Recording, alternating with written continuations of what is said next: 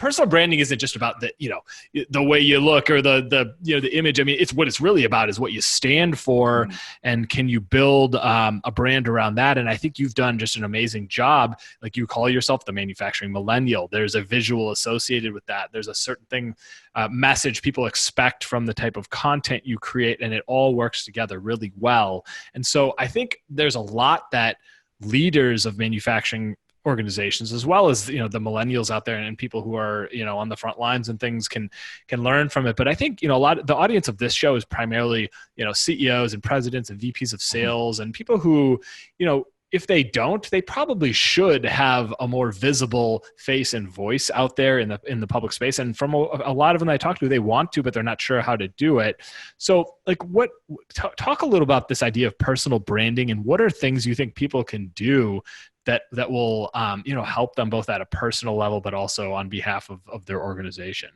Yeah. So there's a couple of great points in there, and let's kind of take one at a time. So in terms of personal branding for me, it's one of those things where I wanted to set myself apart, where I feel like within LinkedIn is a phenomenal platform that allows professionals to connect and network on LinkedIn.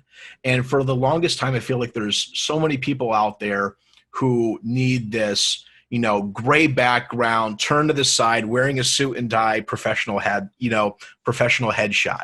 And I feel like the industry's changing, where there's nothing wrong with that. And I feel like there's a lot of people where, depending on the position that you're in, that photo might be necessary. But at the same time, are you being authentic? And I think it goes back to that whole thing. The word I've been saying this whole entire time is authenticity. Are they being authentic with you? Because at the end of the day, do people work with companies or do they work with people? And I think the way we need to look at stuff is more and more, with the world becoming smaller within social media and influencing becoming such a big thing that's impacting our lives, how do we get business and opportunity? How do we grow brands or companies? I think a lot of that has to do with down to the individual person, not necessarily the company as a whole. And you see more and more companies doing this now, even on, the massive Fortune 500 companies who go out and push their company into commercial. How many of them are actually selling their product versus selling an idea or something completely related to the current lifestyle or things happening in the world, and all they do at the end of it is just throw their company logo up there?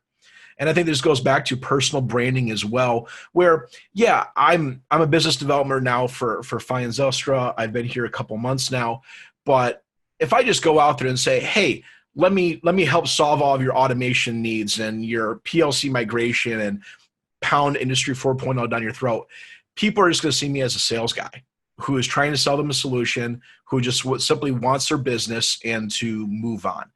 And for most people, that's not the case. I truly don't believe, and I think salespeople get this bad stereotype of they just want your money and then they're going to run and gun. That's not the case. But building a personal brand says, you know what, there's a person behind the one that's trying to do business with you.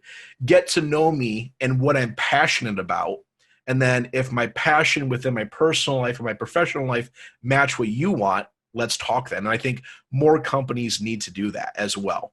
Not just shove product down your throat, but get to know their clients and customers.